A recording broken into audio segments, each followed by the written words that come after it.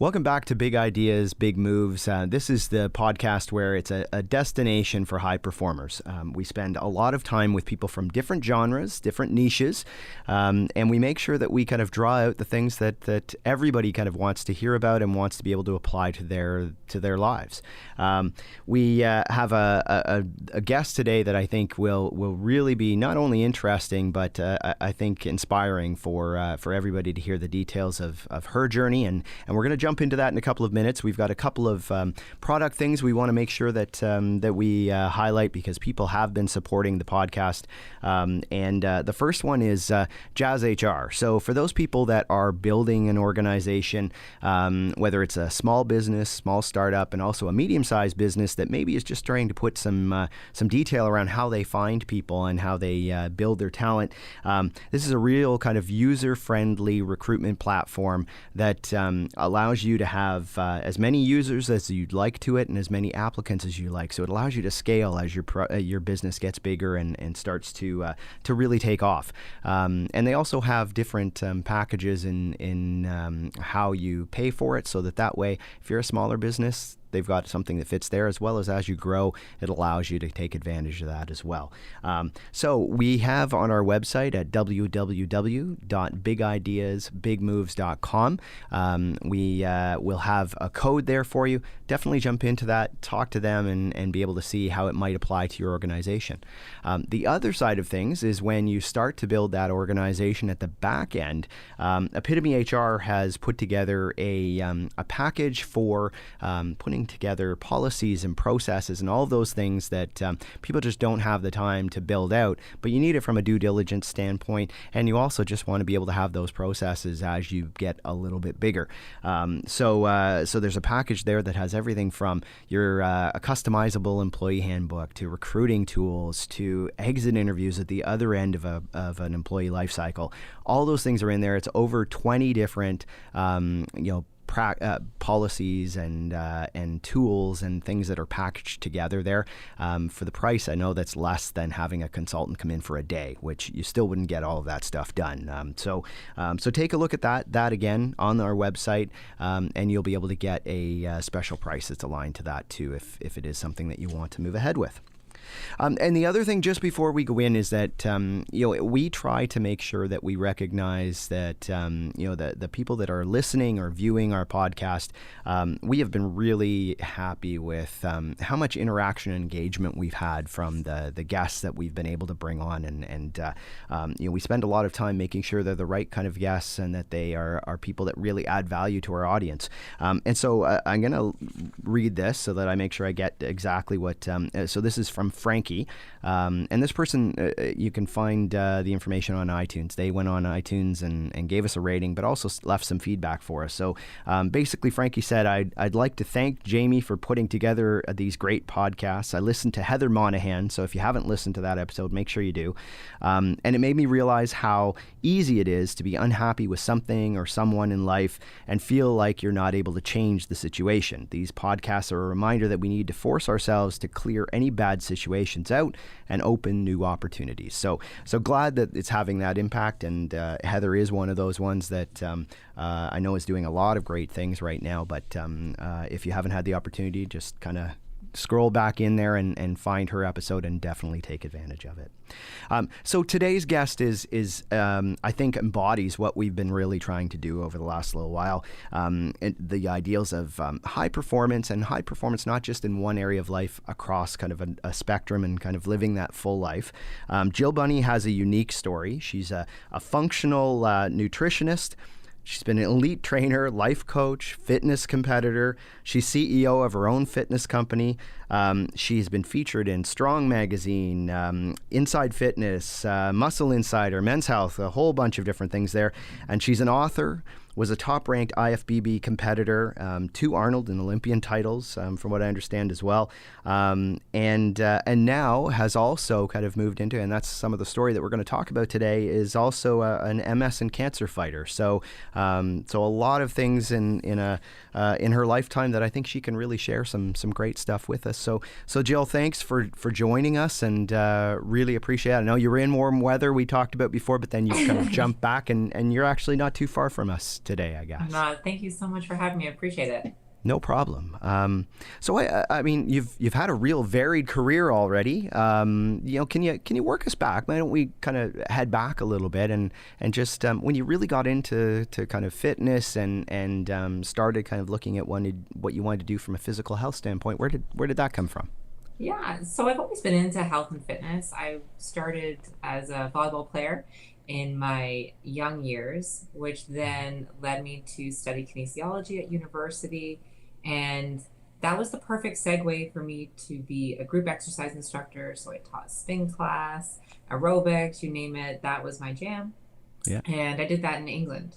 And when I was 25 years old, I was married for 18 months, very, very young. And unfortunately, it didn't work out. So that led me to move back. And I needed to basically start my life over again, start my business, and figure Yeah. out where I was going to go. I took a magazine out by the lake and I started looking at the beautiful, strong women that were in the magazine. And I said, I wanted to be one of those girls. And I put my work in and decided that I was going to do a fitness competition, which kind of segued me into becoming, like you said, an Arnold champion, Olympia champion. So that kind Yeah. of started my realm in fitness back in Canada. Yeah. Now, you mentioned, I guess, coming back and starting over again. From what I understand, you had some challenges there, and kind of that Mhm. some of that may have prompted a little more about kind of why you wanted to change your own lifestyle and what you were doing. Can you expand on that a little bit? Yeah, so when I came back, being 25 years old, Hmm. most of the time when you're rejected and you're not loved by somebody else, you feel like you need to have validation and be Yeah. accepted by other people. And at that age, it's usually comes from the physical. So at that point, I thought if I was a competitor and I could be in magazines and be on the covers, then I would be beautiful enough to either show him up that, he made a big mistake, Yeah. or that, I could find somebody else and that I am lovable. So it started Yeah. on the outside and worked its way on the inside now, but that's kind of where my journey began.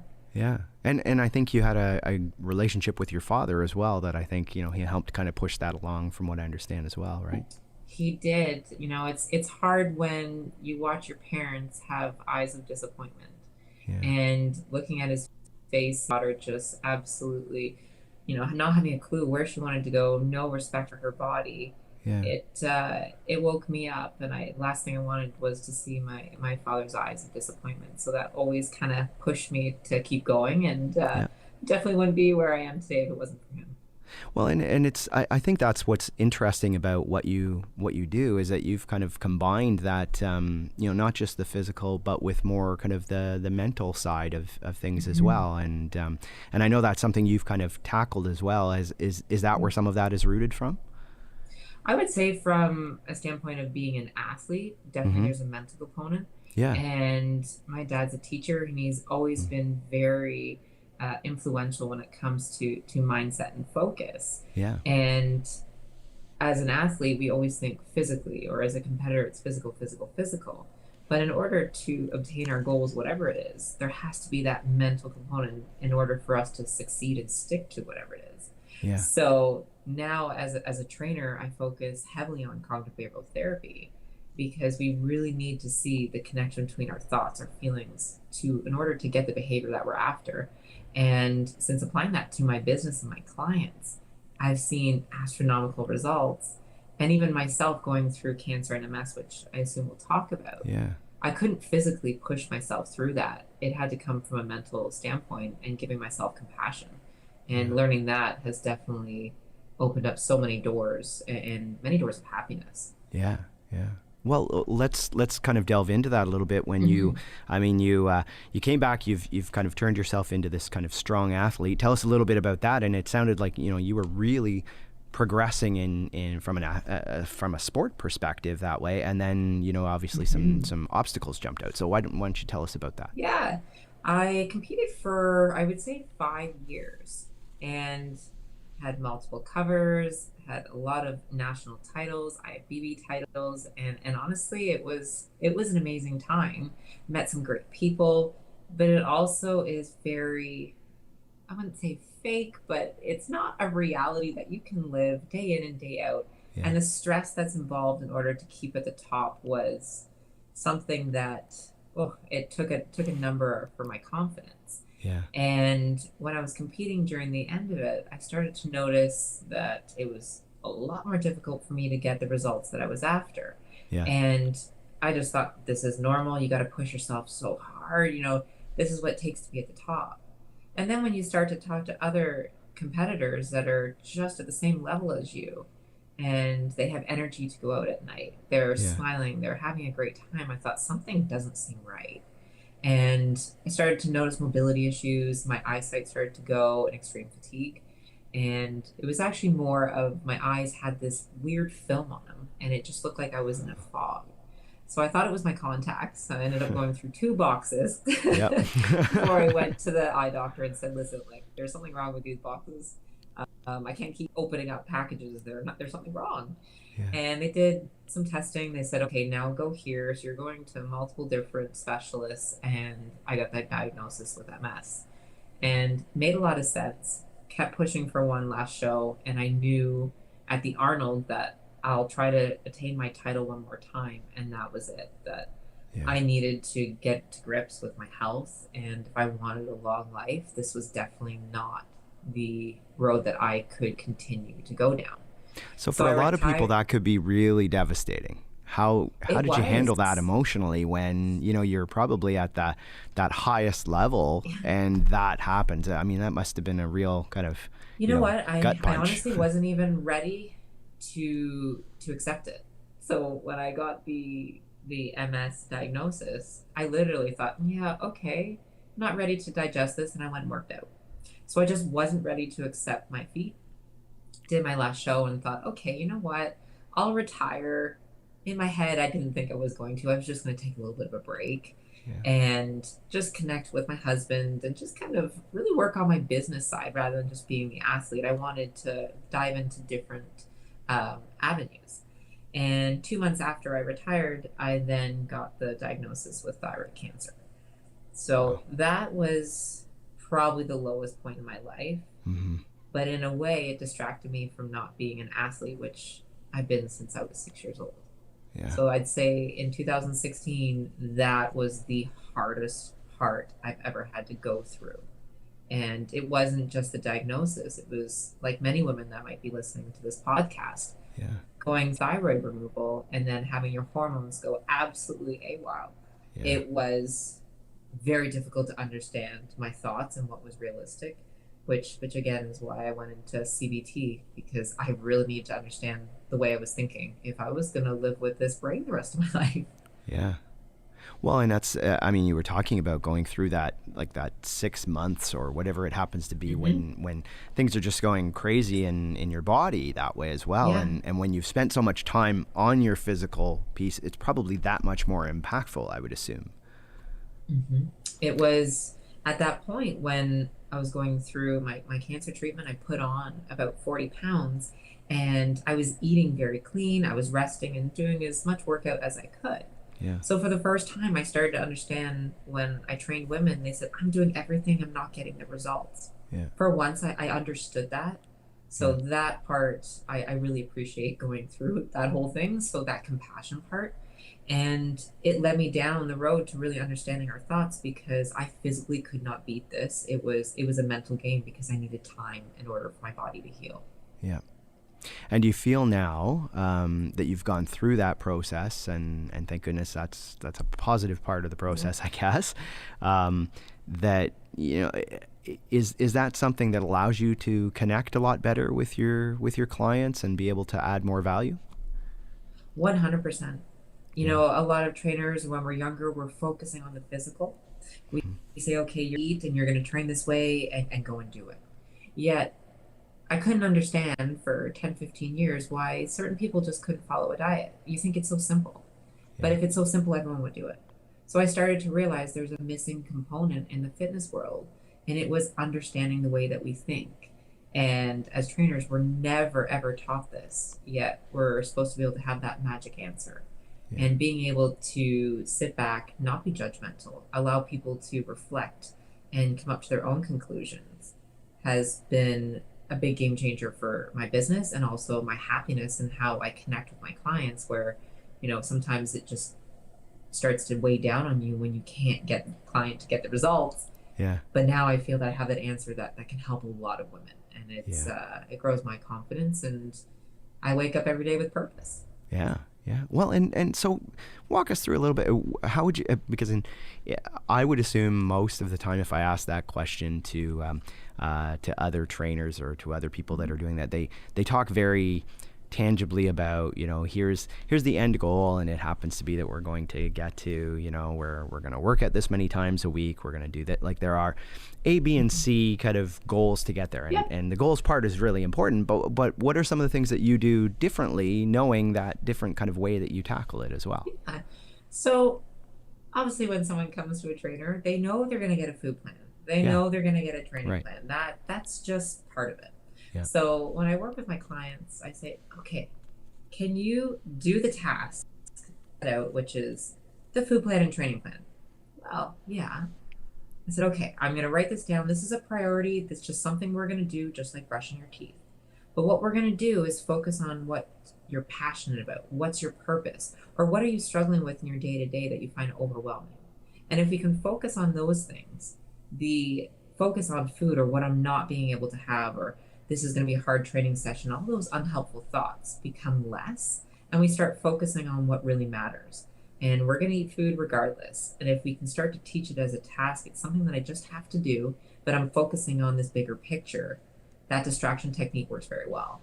And it's just like little kids. If somebody has a little child and they fall on their knee and there's a scrape, the last thing we're going to do is poke at the scar continuously and say, does this hurt? Does this hurt? You're going to distract them. So that's the same thing we want to do when we're doing a fitness transformation, is distract ourselves from the things that are sabotaging us and focus on those big pictures and those dreams. So at the start, I talked through all the different things that you're currently doing and that you've done. I mean, there's a huge list of things. Where do you find the energy to be able to do that, and how do you find the balance in being able to do that when you look at, you've been an author and you are obviously doing lots of things from a fitness perspective. So how do you balance those things? As a woman, we usually have a never-ending to-do list, and I had that for the longest time. And honestly, I never felt fulfilled. So all those credentials and all those accomplishments we talked, it sounds great, but I never had that aha moment that, oh, this is amazing, and soaking it in. I'll be honest, it was what's next, what's next. Yeah. And until going through my own health scare, I started to really sit back and say, wow, you know what, that was a great accomplishment. And if you were present, it would have felt a lot better. So now instead of writing a to-do list that never ends, every day I have a 3-column list, and it's a top priority where I write 3 things that I have to do that day, bonus list where that'd be great if I get to it, I never do anymore, and a drop and delegate where there's certain things that I just can't do or somebody else can. And that's my list for the day. Instead of having this list that never ends and you're crossing stuff off and putting stuff on, you never feel like you get anywhere. Yeah. And by just doing that simply every day has been a big game changer in seeing every day, you did do something, and it's not that monotonous, okay, what next? So that has really helped. And honestly, just turning my phone off at 6 o'clock every night is my balance, because if you're constantly on, you don't give yourself that relaxation. And honestly, being with my husband is important. And the last thing I ever want is for me to be on my phone and heaven forbid something happens to him the next day, and my last memory was me fiddling on Instagram or Facebook, rather than being with the most important person in my life. And does it still stay in the back of your head? I mean, when you have MS, that is something where it's obviously, I mean, you're doing all of the things you can, but it is something where it may kind of come out in different ways. So how does that weigh on your mind, and how much maybe does it also push for you to do those things you just talked about? It's exactly what you said. Sometimes it can be debilitating in my head, thinking, oh no, what can happen? But I also can't fortune tell. I can't mind read, so I can't look into the future. But I also see, what am I able to do right now? And also, what am I able to do in my business that can help should things start to go the wrong way? Yeah. And me being a fitness trainer before and known for physicality and workouts, in 5 years I might not be able to. And just luck has it, I found CBT. I found things that work for me and what I was struggling with, which now I look at from a business standpoint. If I'm in a wheelchair or unable to work, I have my mind and I can use that. So that's Yeah. been the big push. And I also realized that there might be that time where I can't do things. And I want to look back without regret and realizing that, you know what, I did the best that I could. Yeah, it's pretty courageous. I mean, I would say, like, if I do think there's probably a lot of women and men that are listening to this and thinking, it's maybe difficult to make certain decisions in their life, whether it's, okay, should I move this role because I really want to do something different, or I feel stuck. How do you tap into that kind of, if you were going to tell them how to, where to find the courage to do some of those things, is there something you'd say to them? So obviously, I've opened up multiple different businesses, but I Yeah. never close the door completely. So we hear people say, just go for it, go Yeah. 100% in. Some people can. I also say, what is your basic needs? So Maslow's hierarchy of needs, you need to make sure that you have food, you have water, you have shelter. Yeah. So the basic needs need to be met. So that might be that you need to stick with your full-time job, and then you're having a part-time job on the side, or it could be something passionate that you're about. But I always say that you need to make sure that you can feel comfortable with where you're living right now, and Mm-hmm. start working on what you love, work on maybe a new business venture. And as you're doing that, things start to switch. You might be able to go to part time, you might be able to do 3 days. But I don't believe in that all or nothing mentality that you might just flip the switch and just Yeah. go for it. I'm cautious, Yeah. and I like to seek things out and take things with time Yeah. and patience. And I find that things work out well, but it also opens up many doors where you think you're going to start one way and then you end up completely different. But it was all those little stepping stones along the way that allowed you to Yeah. get there.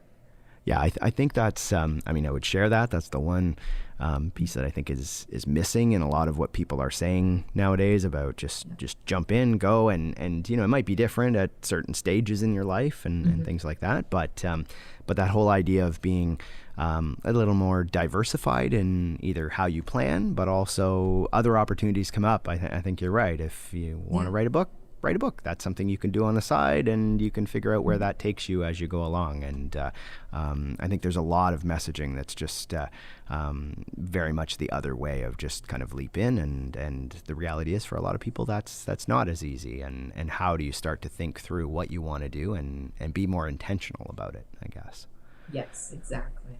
And speaking of kind of intentional, it was interesting. I just did an interview recently with Chester Elton. He's a person who talks about recognition and things like that. And the one thing I noticed he really does is he is very kind of authentic and in the time with people. So he gets to know you very quickly. He does make that kind of connection. And I'm just wondering how do you do that with your clients? I mean, you've got a variety of ways of being able to service your client. How do you really get to know them enough to be able to help direct them on things that are really important in their lives? I pick up the phone. Yeah. I'm old school. I Yeah. either meet them for a coffee if they're local, pick up the phone, have conversations. So a lot of my check-ins are one-to-one on the phone, using CBT skills, talking through the obstacles and setting up the next week, or doing a Zoom call. Like we're face-to-face doing this podcast. Yeah. That technology today, even though I'm a in-person, not so tech-driven, Yep. there are systems in place where we can make that connection where we couldn't do that 10, 15 years ago. Yeah. Great. And if you were to, if you're talking to those people that might be your clients in the next little bit, what are 2 or 3 things, if someone's thinking, okay, I want to make a change in my life, whether it's physical or whether it's kind of my kind of whole life kind of change, are there 2 or 3 things that you would recommend? You know what, like if you were going to take an action today, what are a couple of Mhm. things to do? What would you say? I'll give you two of my favorite things. Okay. So, one, regardless of whatever your goal is, sometimes we write it down and we forget about it. Yeah. So write down your goal, but also add all the benefits or the advantages for you sticking to that goal. So for some people, it might be my goal is to lose 5 pounds. So what we want to do is look at the advantages or benefits in your life for you losing those 5 pounds. So it could be I'll be able to run up the stairs quicker for my kids. I'll have more energy. I'll have more confidence, or I'll fit into my wedding dress. And if we're able to focus on those, it's going to be easier to stick to our plan throughout the day. And I would even take it a step further and read those advantages the first thing when you wake up. Half the time we pull out our phone, we're looking at emails, checking our social media, and it really sometimes doesn't set up our day very well. So I Yeah. say if you can, first thing, wake up and read the advantages to your goal, you're imprinting that in your brain in a positive manner. And the second one, I would say, is build your credit list. So I teach a lot of my clients to write down one or two things. They can get a jar, put it on a cue card, write one, two, three things, whatever happened in the day that you give yourself credit for. So things that were hard, things that were difficult, but you did it anyway, you give yourself credit for it. Because oftentimes we have this goal and it's a long-term goal and we get demotivated because, it's taking so long. Yeah. But if we look in our day to day, we can see that we're making those steps, but we just don't recognize it. So I've had a client say, I didn't do anything well today. And I'm like, okay, well, describe your day. Well, I had breakfast. I said, well, are you going to give yourself credit for breakfast? No. I said, well, why not? Have you done it before? No, I haven't done it in 3 months. And I said, well, that's something you might be able to give yourself credit for. I should be able to do that. I said, but you haven't, and you did today. So should you give yourself credit? Yes. So those things make such a huge difference, and only takes about 15, 20 seconds to do so. Yeah, yeah, it's interesting. I'll bring you back to it. There was another session we just had recently where they called it the gratitude gap, where people kind of forget whether it's for themselves or for others, and there's this big gap you have to fill, and that it's okay to continuously think about how do I give gratitude either to myself or other people. So Love it. yeah, so kind of a cool kind of link there. Last piece is that if you can think of so a person that you and in your experience, and it could be anybody, that you think does a really good job of being able to, when I say high performance, it's thinking where they've kind of been able to do things really well in different facets of their life. Do you have somebody that comes to mind right away that you think, wow, they've got it together in A, B, and C? It's not, I'm sure you see tons of people. So do you have anything that kind of jumps out at you? Funny enough, I don't have one specific person because Yeah. we all have our struggles and obstacles, and I don't think there's anybody that has it all together all the time. They might Yeah. show it, but they've got their Yeah. weaknesses. But Absolutely. what I like to do is just build my network. So I like to have 5 or 6 people that are part of my life, and there's probably things that I need help on, and they're my support system. Yeah. So I usually say if you can build, 5 people, build a tree, and pick parts that you need, that's going to help you more than focusing on one person and why do they have it all together, because I guarantee they don't. Yeah. Yeah. So I just try to keep all avenues open and get the things I need from multiple different people. And you can't rely on one. I always say, rely on one person to get a call, or you're struggling and they don't answer because they're busy, you get upset. But Yeah. if you have a list of 5 people, it's a little bit easier. And anyone listening, honestly, even myself, I don't have it all together. I don't think any Yeah. human being does. And being authentic and being vulnerable and sharing that, I think is very powerful. And the next time maybe you're struggling, reaching out and sharing to somebody, I think they would appreciate it too. Yeah. Well, and it's like building a team. They always tell you don't hire a bunch of people that are the same as you. It's the same thing in kind of your own relationships. Everybody has different strengths Yes. or things that at that time in their life are going well, and things that aren't. And Yep. having that It's connection You're is so good. right to find people. And as a business owner, when I was younger, we constantly go to the people that we know, whether it's Yeah. family or friends, yet they don't run a business. Yet we're asking them for business help, or Yeah. we just want them to agree with what we're doing, which is not helping. So I usually say find the people that are experts, that they might be able to know somebody that might be a little bit lower level if you can't afford it. But there are tons of people out here to help you. You just have to be willing to ask. Well, that's fantastic. I really appreciate kind of the information you've given today. One thing is, do you want to kind of talk about a little bit about if people are thinking of, they want to find out more information about you and how to get in touch with your company? Do you want to give us an overview there? Yeah, so I run two companies. One's Mm-hmm. Fit Bunnies Fitness, so that's one-to-one training with women. So you can go online and type in jillbunny.com, and that will take you to the website where you can look at online programs or one-to-one coaching. And then I have the CBT Meets Fitness, which is the company that was created 2 years ago, and we're focusing on health and fitness professionals, building a certification program so that other trainers can learn CBT skills for not only themselves and their mental health, but also be able to help their clients. So that's Great. kicking off in September 2020, which I am super excited about. Yeah. But if you check out the website, there's a free download for my book that I just launched, which is on Amazon. So you get the downloadable PDF version and some blogs and stuff so you can learn a little bit more about CBT. Perfect. And we'll make sure that we put the link on our website as well so that people can find their way there as quickly as possible. Fantastic. So again, thank you very much. If for anybody else, if you haven't kind of checked that as well, take a look at the website and on iTunes or whatever platform you're on, or whether it's on YouTube, make sure you subscribe on there so that way you see more content like this. And give us not just the rating, give us a review. Let us know kind of what you thought about today, and we'll try to get you read on one of the other episodes as we go along, and then that way we can feed back to Jill as well, and from everybody here. So again, thank you very much, and visit www.bigideabigmoves.com. Sign up for the newsletter. We'll get you information out there, or take a look, and we'll put those links up on the website as well. So again, thanks very much, and we'll see you next time on Big Ideas, Big Moves.